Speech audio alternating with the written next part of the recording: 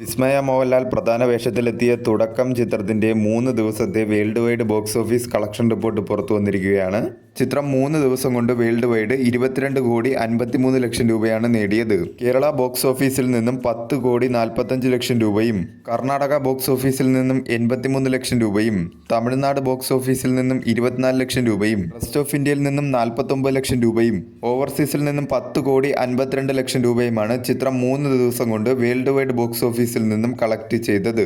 World wide box ഓഫീസിലും Kerala box ഓഫീസിലും ചിത്രം മികച്ച രീതിയിലുള്ള ഒരു മുന്നേറ്റം തന്നെയാണ് 3 ദിവസം കൊണ്ട് കാഴ്ചവെച്ചുകൊണ്ടിരിക്കുന്നത്. കല്യാണി പ്രിയദർശൻ നായികയായി എത്തിയ ലോക എന്ന ചിത്രത്തിനു ശേഷം മലയാളം ഫിലിം ഇൻഡസ്ട്രിയിൽ നിന്നും ഫീമെയിൽ ലീഡ് റോളിൽ എത്തുന്ന ചിത്രങ്ങളിൽ സെക്കൻഡ് ബിഗ്ഗസ്റ്റ് ഓപ്പണിംഗ് എന്ന നേട്ടമാണ് തുടക്കം എന്ന ചിത്രം സ്വന്തമാക്കിയിരിക്കുന്നത്. ആദ്യ ദിനം മുതൽ 3 ദിവസം വരെയുള്ള ചിത്രത്തിന്റെ ഡൊമസ്റ്റിക്കിലെ കണക്കുകൾ എടുത്താൽ ആദ്യ ദിനം 2,91,00,000 രൂപയും രണ്ടാം ദിനം 4,36,00,000 രൂപയും മൂന്നാം ദിനം 4,74,00,000 രൂപയുമാണ് ചിത്രം 3 ദിവസം കൊണ്ട് ടോട്ടൽ ഡൊമസ്റ്റിക്കിൽ നിന്നും കളക്ട് ചെയ്തത്.